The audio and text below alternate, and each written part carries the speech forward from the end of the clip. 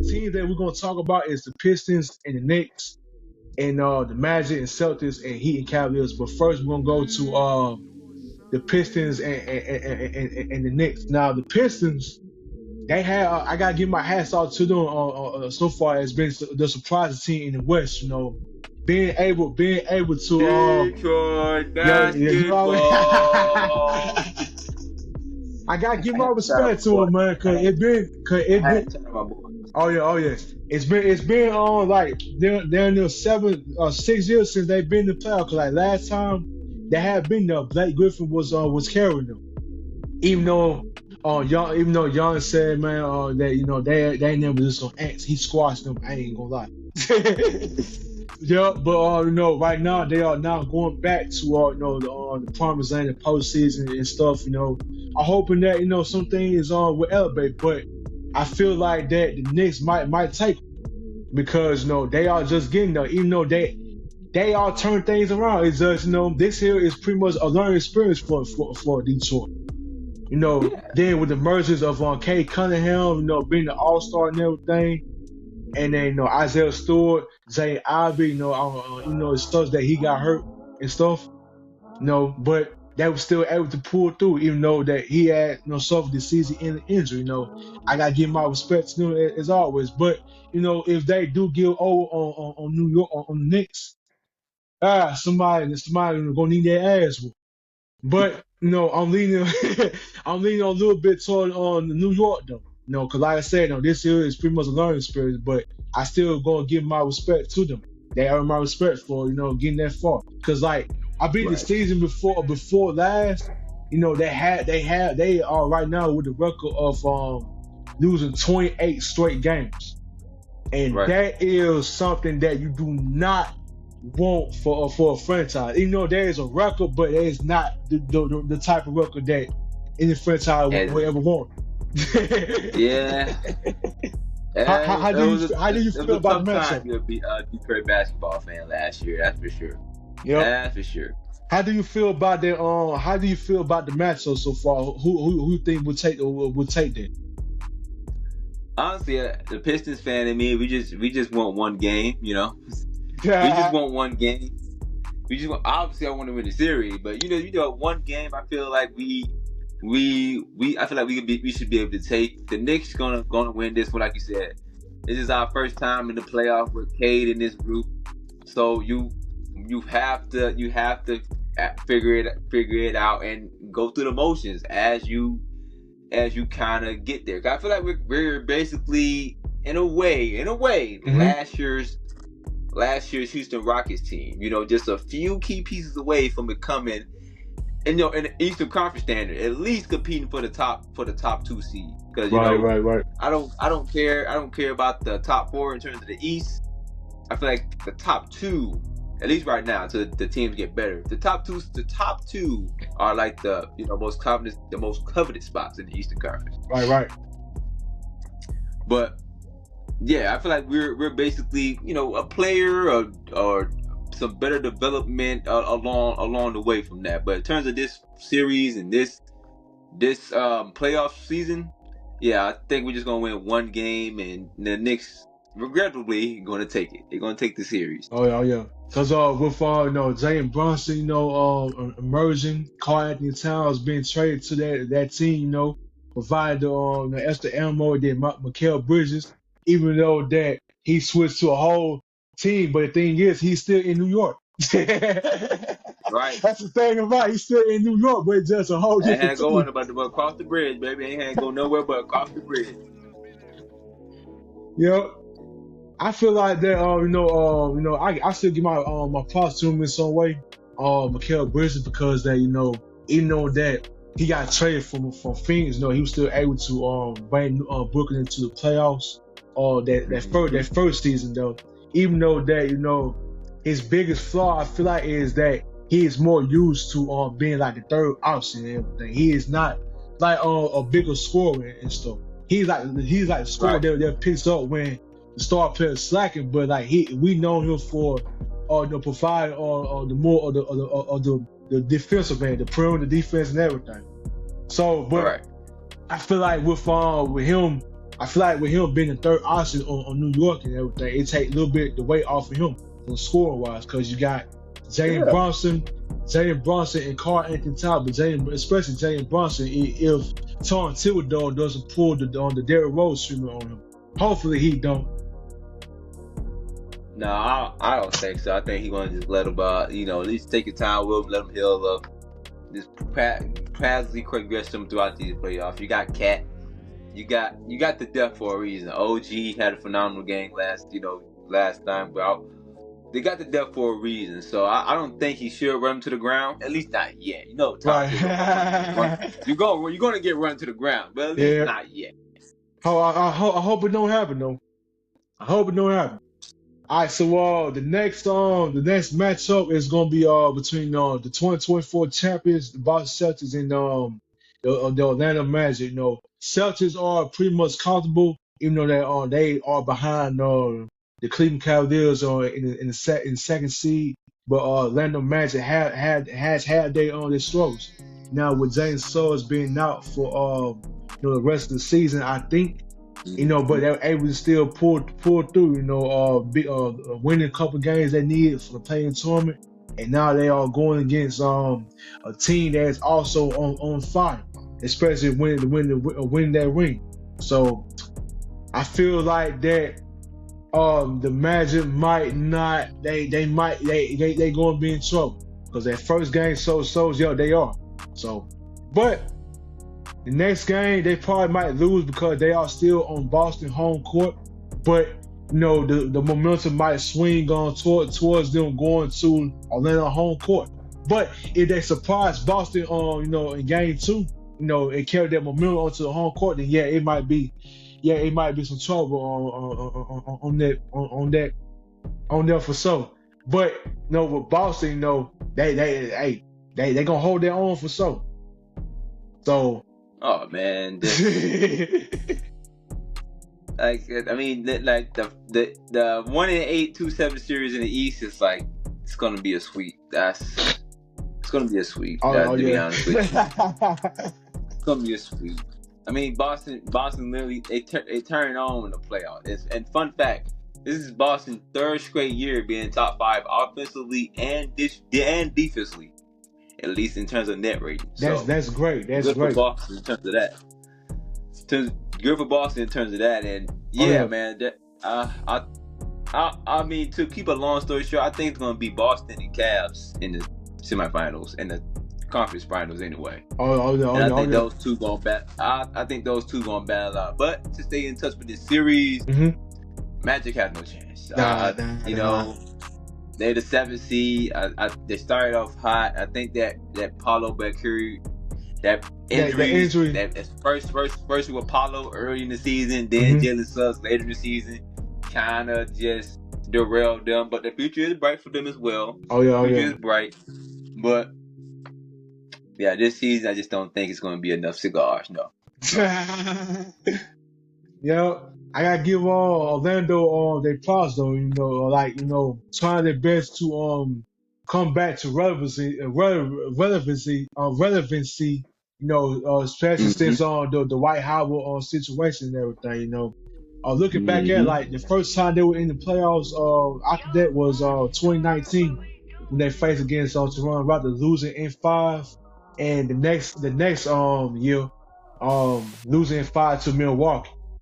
But right now, they pretty much getting things back together. But so far as this matchup here, But I wasn't saying that they going upset Boston in some way. But anything can happen. But right now, no. Right now, it's a no. So how do you feel about Cleveland Cavaliers and Miami Heat? Because Cleveland. For real? Another sweep. And I like Miami. Miami always do the most unpredictable things for some reason. I don't know why. They just do unpredictable things. So will they might get a game? Will they might get 2 games? Yeah, because Miami does stuff like that. But I don't think they're gonna win the series. Right. Like I said, I think Cavaliers, they got a taste of it last year. So it's only So they got. I think it proves in the season they got better. Right. Like the Cavaliers are the best shooting team efficiency wise. They're really the best shooting team efficiency wise. And the crazy thing about it is they still a young team too, you know, being led by Donovan Mitchell. Yeah, so look out for it's future is bright for them. The OKC Cavaliers kind of thing, you know. Oh yeah, don't look out for it. Hey, I don't think I really fuck with even though LeBron ain't done, it's still my team. It's still my team though. At the end of the day, because like right now I'm very surprised about them boys and how they turn out and everything. Because like their roster is balanced. Because you got scoring here, then you got the defensive there and stuff, and then the way that they start off the season, man, is just somebody mad, pretty much mad with somebody, because like 10 game winning streak, man, like that. See, and then you got to think about it. They fired JB Bickerstaff, who's now the head coach of the Detroit Pistons. I didn't forget that. That shows you a lot. That shows you a lot. Of this team and at least I don't know. Excuse me, I'm sorry for the head coach of the Cavaliers. I don't know who you are, but it says a lot for this team and that head coach. So right. I can't knock down JB Bickerstaff though, because I know he had got them a whole winning season though. That's what I can't knock the man down like that though. Even though they fell sort to Boston last year in the second round, with Donovan Mitchell being out and everything, you know, I still gotta get credit to him. And now, you know, with him coaching Detroit Pistons, you know, the future is looking bright for them as well. You know, then with a coach like him, you know, being able to help them elevate and become better. Oh yeah, exactly. Oh yeah. But like so far with Miami, you know, they might take the game or just go ahead, grab the brooms and clean up, or while I'm at my house. Just yeah, man. But you know, they Miami Heat, they have a rocky half of the season too. You know, Jimmy Butler, you know, the toxicity, you know, around there, you know, him leaving and stuff. They were, so they pretty much they down there, die. Pretty much, but for some reason, because after that trade, they had lost down there 15 straight after that. But for some reason, man, they still stuck. They stuck around, especially in the playing tournament and everything. Yeah, they stuck around. But that's the East for you. Down there, the whole East, man, was losing though. Because if you look at the conference right now, let me go to it. Just about every team after the fifth seed, I think, down every team after the fifth seed will had like a losing record then, but for some reason they were still, within the playoff picture. Yep. You know, they still held on, and so far as the West, just about everybody on the West was down there winning. From the first all the way up to close to the 12th seed. They over 500, yeah. Over 500. Just like the mid 2010s. The mid 2010s, like with everybody on the West, Daniel was getting 40 wins and shit. But it's just if you were around the 1 through 8 seed, then you in the playoff position for sure. If you weren't, then it's always another season. But so far as Miami with Cleveland, man, just go and grab the Bruins, man. But hopefully they'll get it together on their end too, though. That's still my favorite team, though. LeBron isn't with them no more, and the way we tied with them and everything, and then were able to get to the finals in 3 years with under the leadership of Jimmy Butler. It's just that they came more short. Right. So, but right now, how do you feel about the Bucks and the Bucks and the Pacers? That probably one of the most interesting first round series in the East, to be honest. Because it can go either way. I mean, the Pacers. I mean, it's the Pacers. Like, they're good enough in the East, but I don't I don't view good in the East as I view the fourth seed in the West. Right, It's too different. It's too different. It's two different type of variations in that. right. So I mean, the Bucks, Dame, he's been cleared. So if he comes, I don't think. I might be wrong on this, but I don't believe he's coming for round one. Maybe depends on how long the series goes. I Uh-huh. don't believe he's coming for round. So I do give the Pacers pretty much a shot, especially if Kyle Kuzma don't give you nothing for 22 minutes. You're gonna win every time. If Kyle Kuzma don't get the Bucks nothing, I'm pretty sure you saw that stat line. Oh yeah, I seen, when he'll get traded to the Bucks, during the half of the second half of the season, I feel like that, he is around a good team that can help win. But even though that he is not the star player like he was in Washington, terrible. But but like with him, being able to be traded to a good winning team, that's pretty much a plus for him. Hopefully that Mm-hmm. he can contribute to that win. And plus, remember he was with the Lakers around when they won the 2020 the 20. Now why the hell I said 2020 the 2020 champion the 2020 championship. Hopefully Yeah. that he able to provide that the championship mentality to help the Bucks get over that hump. And like you said, with Okay. Damian Lillard being cleared for that blood clot, hopefully that he's able to stay healthy and provide them extra ammo too. Cause like remember last year they faced them on last year too. Keep in mind now, but they fell short in six. Mm-hmm. So yeah, you're right. It's Okay. gonna be interesting series between them. I mean, yeah. I kind of give the Pacers the edge on that one because they're the healthier team and they are the hotter team. You feel me? I feel like they had Right, right, a right. hotter stretch coming out of the excuse me, out of the NBA season. Jesus Uh Christ, out of the NBA season. huh. So yeah, I'm gonna give it to the Indiana. I think it's gonna be probably a 6 to 7 game series, but I'm gonna have to give it to Indiana on that one. But later by a smidge, because I love Giannis that much. Oh yeah, oh yeah. All right, so before we end this episode here, I want to talk about the MVP race. So far it has been Jokic and SGA holding the title, but apparently that SGA might end up getting it by edge or so. But I want to know who do you think rightfully deserves the MVP trophy this season? I had a homeboy who was saying Jokic should get it. Aha. And I hope he watches this video. Cause he almost kind of talked me into it. He always kind of talk me into it because I didn't really believe Jokic should be an MVP, but I'm like, after you average a triple double, and your coach got fired, and you put up 61 triple double, it's kind of hard. that It's kind of part, hard that not to part. get. It's kind of not to give the Jokic. Hmm. So, but like I said, he almost persuaded me, almost.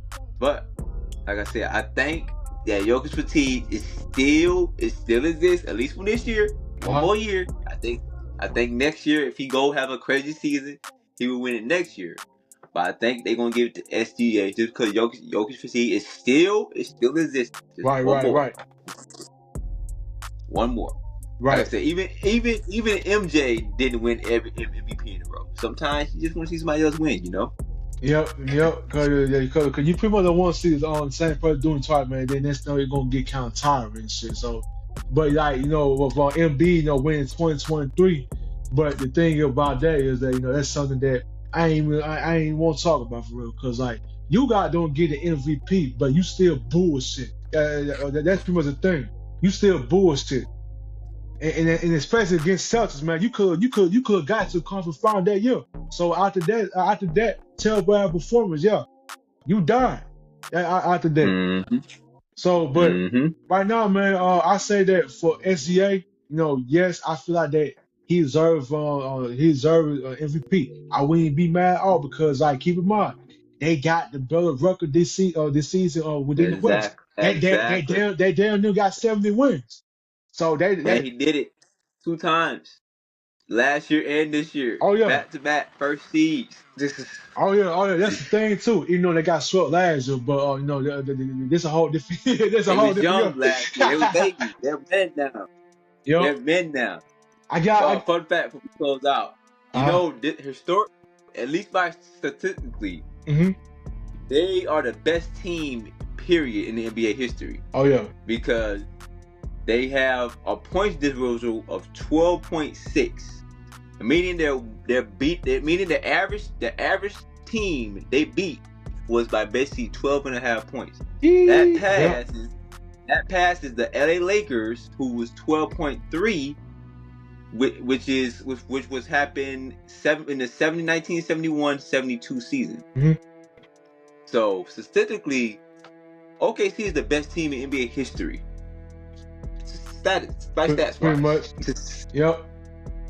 I most definitely gotta give my respect to them because like the Cavaliers on OKC or everybody on the team is pretty young, and with the mergers of SGA, climbing up that ladder since getting traded from the Clippers and things like that. Mm-hmm.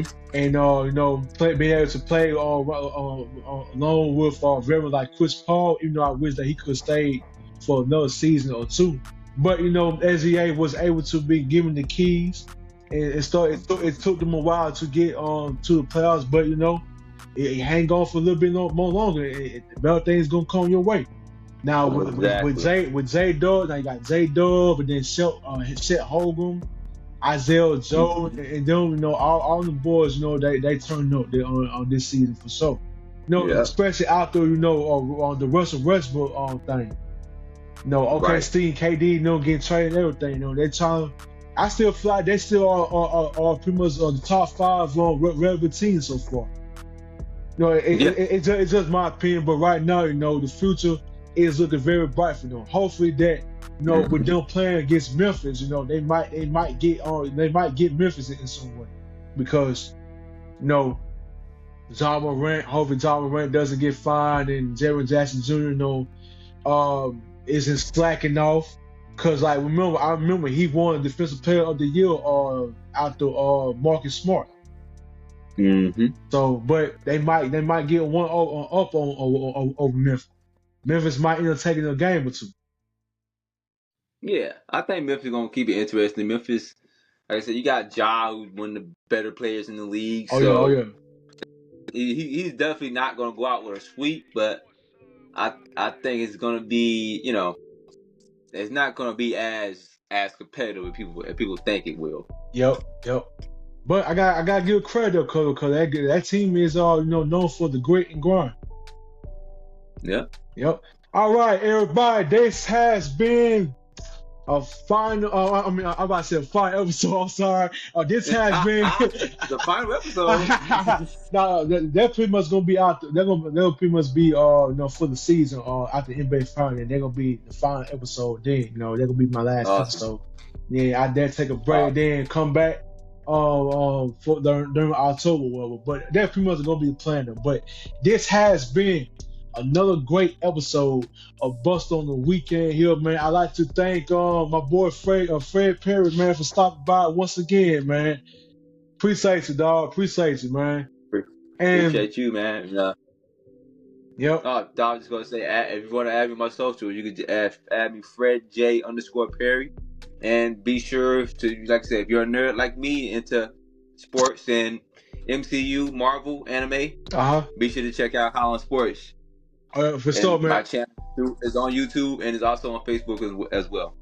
Oh yeah, for your channel, I would leave the link down below within the description to subscribe to my boys on High on Sports podcast. And if you like the content, comment, subscribe, and share the word.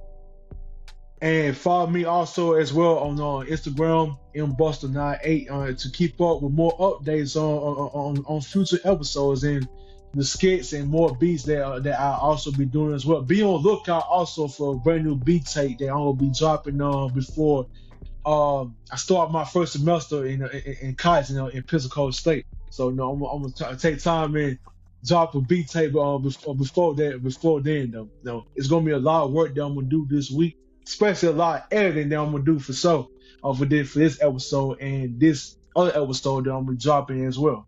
So it's gonna be a busy week for me, but again, man, this has been a brand new episode of Buster on the Weekend here. Your host, MC Buster. Fred Perry coming in for the second time. Thanks for stopping by once again, man. And I will see y'all next time. And always, let's do it again. Peace. Appreciate it, dog.